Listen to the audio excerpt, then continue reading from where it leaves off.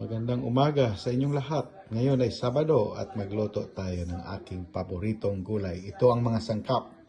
Okay, let's start our cooking show. First up, so separate na po ang unod o ang tambok o ang mga tambok atong pasuksan para mawala ang mga second step. Akong gisagol ang mga unod sa tambok para tugda nato og luto. Now, luto ng karne, ato nang isagol ang mga lamas. Sama sa sibuyas, kamatis, o ahos. Luto na ang karne at ibutang ang mga gulay. Ang batong, then ang talong. Secret nato nga toyo gikan sa Pinas. Dato puti, suka.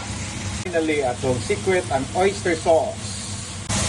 Then it's time to mekos.